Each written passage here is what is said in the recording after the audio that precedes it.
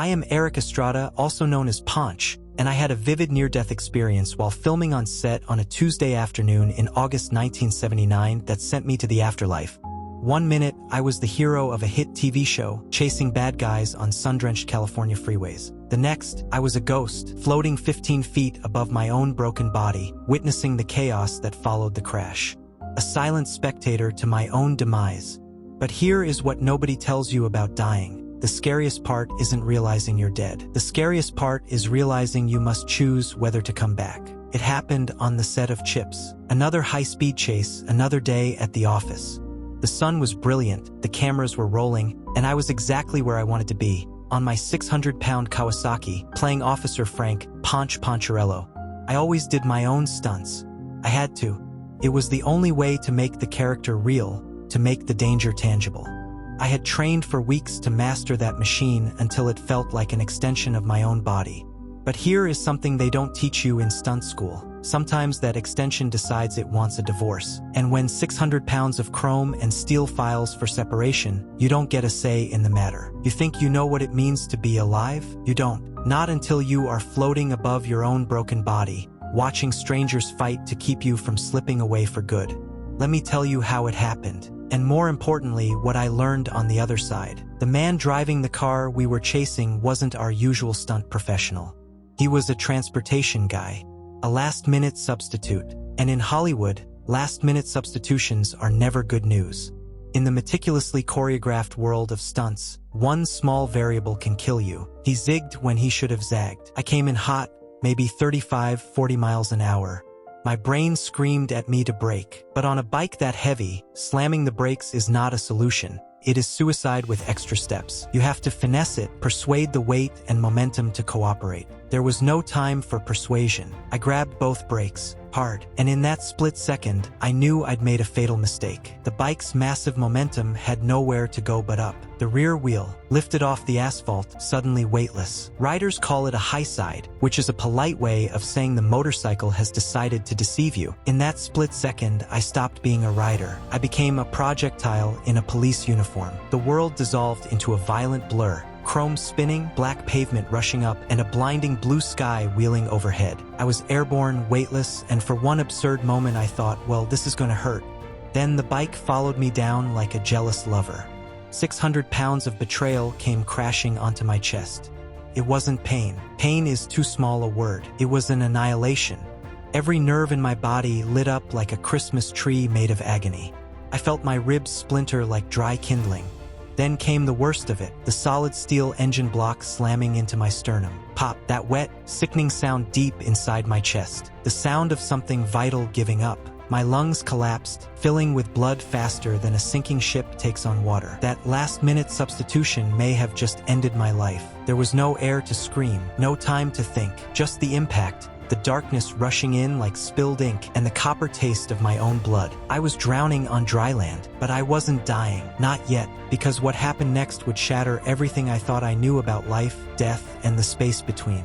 The pain was a supernova consuming my universe. And then it changed. What happened next defies every law of nature, every assumption we make about consciousness. It did not disappear. It receded, like a tide pulling back from shore, leaving behind a strange and sudden quiet. The frantic screams, the screech of tires. It all became muffled and distant, like a TV playing in another room. The darkness I had felt wasn't a void. It was a doorway. I felt a gentle upward drift, a distinct sensation of floating, of being effortlessly lifted. My first thought, bizarrely, was relief. The grinding, crushing pain was still there, happening somewhere below me, but it wasn't mine anymore. It belonged to someone else. I opened what felt like my eyes. I was not on the hot asphalt. I was above it, 10, maybe 15 feet in the air. That peace I had been promised. It was real. For the first time since the crash, I wasn't suffering. Below me, the crew was sprinting in panic, their faces masks of horror. I saw the camera car skewed to one side, and then I saw my partner, Larry Wilcox, a Vietnam vet who had seen death before, being the first to reach the body on the ground. His Marine training kicked in instantly. From my impossible vantage point, I watched him kneel beside the body, his hand gripping the man's shoulder like he was trying to physically anchor him to life. He was screaming, "Don't you give up!" He said he saw death arriving in those lifeless eyes, a look he recognized from the battlefield. Larry was fighting for the man's life, but from where I floated, I was not sure he wanted to fight anymore. I saw the mangled steel of the Kawasaki steaming in the California sun. I saw the terrified faces of production assistants with hands clapped over their mouths. And I saw the man on the ground. He was wearing Ponch's uniform, a horrifying gash on his side, but no blood coming out. It was all happening internally, his chest barely moving. And I remember thinking, as clear and calm as a bell, who is that poor bastard? Someone has to help him. My God, he is dying down there. But then something shifted. Something terrible clicked into place. The recognition didn't strike like lightning. It seeped in slowly, like ice water through a cracked dam. That face, that shattered, broken face, that was my face. That was me. I wasn't watching someone else die. I was watching myself die. And the most terrifying part? I felt nothing. They have a clinical name for it, otoscopy, but no textbook can prepare you for watching yourself die from the cheap seats. In that moment, I understood something profound. We are not our bodies. We are something else, something that can exist outside of flesh and bone. I felt myself being pulled, as if tethered to the body by an invisible string. I floated alongside the stretcher as they loaded me into the ambulance. Larry was right there, his hand on my shoulder. But here is what Larry didn't know. I was making a choice. Every second I stayed tethered to that broken body was a choice, and I wasn't sure yet which way I was going to go. I eventually arrived at the UCLA Medical Center. Sterile fluorescent lights burning from above. The chemical smell of antiseptic, the smell of last chances. And in that hospital, I would face the most important decision of my existence. Doctors and nurses swarmed the gurney. I was still floating near the ceiling, an observer. Blood pressure is dropping, 80/40. Possible aortic rupture. We need a thoracic surgeon, now. Get me 2 units. Oh, negative. These strangers were fighting for my life harder than I was fighting for it myself. Then a priest entered the room to administer the last rites. That last-minute substitution had not just caused the crash. It had brought me here, to the edge of forever. That was the final confirmation. They were not just fighting to save me. They were preparing for the inevitable. The priest spoke Latin over a body I no longer felt connected to. But even then, there was no fear, just observation. But here is where it gets weird. Because in that hospital room, I wasn't alone. There was something else there, something calling to me from beyond, because I would drift. Sometimes I was in that hospital room watching the controlled chaos. Other times, I felt a gentle but insistent pull, drawing me away from the noise and the light into a place of absolute peace. It was a quiet, welcoming darkness. No pain, no panic, no memory of the crash. It felt like the universe was offering an exit ramp, a dignified way to let go of the struggle. And the most terrifying part? I wanted to take it. I desperately wanted to take it. But someone wasn't ready to let me go. For 5 days, I hovered between life and death. And in those 5 days, I fought a war, not with doctors, but with myself. The real fight was being waged inside my own consciousness. A silent, brutal war for my soul. From my floating perspective, I would look down at my own vacant eyes. Larry was right. Death was in them. It was a tangible presence, seductively pulling me toward peace. Every second I stayed was agony. Every second I let go was peace. Each time I felt myself slipping toward that void, I would hear Larry's voice roaring in my head. Don't you give up! Part of me, the tired, broken part, craved the peace like a junkie craves a fix.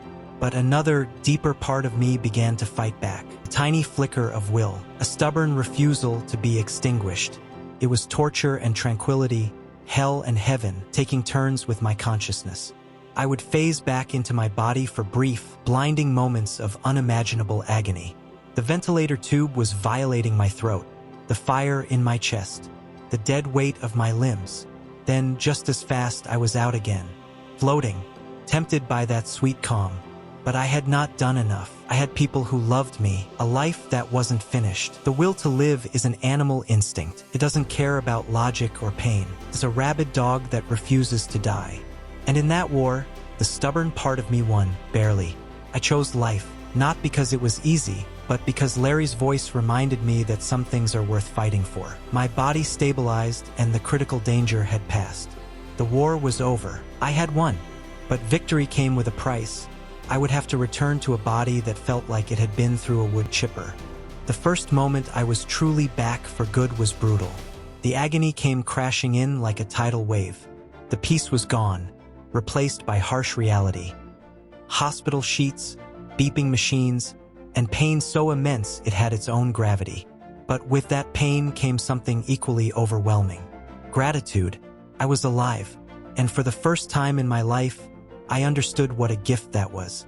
I remember the first face I saw clearly. A nurse, her expression shifting to surprise when my eyes focused on her. She leaned in and said, "Welcome back, Mr. Estrada. You gave us quite a scare. Welcome back."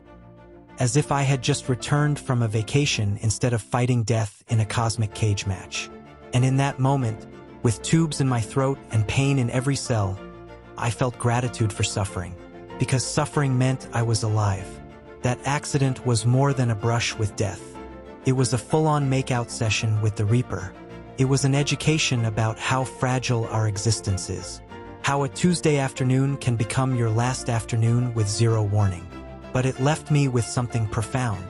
It left me with the answer to the question I'd been asking from the moment I floated above my body. What are we, really? The unshakable certainty that our consciousness is not permanently attached to our physical form. That we do not own our bodies. We are just borrowing them. I saw myself from outside my body. I experienced a reality completely separate from my physical senses. It was proof, undeniable, visceral proof, that the spirit can and does exist independently of the flesh. That we are more than just these vessels we walk around in. That death is not the end, just a transition. And that knowledge removed my fear. I've already been a spectator at my own ending. I've already floated above my corpse. I've already felt the pull of that peaceful darkness. And I'm still here to tell the tale. Every morning I wake up now, I remember that nurse's face. Welcome back, and I choose to be grateful.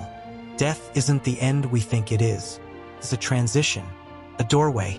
And on the other side, there's something waiting. Something peaceful that called to me with a voice I'll never forget. But my time wasn't up. Maybe I had more stunts to do, more stories to tell. Maybe this story, the one I'm telling you right now, was the reason I survived. And now, I ride every day knowing that when my time finally comes, I won't be afraid. I have already seen what's on the other side. And honestly, it wasn't so bad. But this life, this beautiful, painful, chaotic, precious life, it's even better.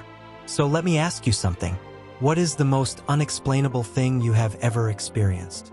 Maybe you have felt the presence of someone you have lost. Maybe you have had a moment where time stopped. Maybe you have faced your own choice between holding on and letting go.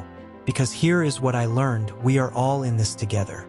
We are all walking that line between life and death every day. And our stories matter. Your story matters. Share your experiences in the comments below. After what I have been through, nothing surprises me anymore. Be sure to subscribe to Edge of Eternity NDE and check out our other videos where we explore the bizarre and the profound. And as always, stay curious.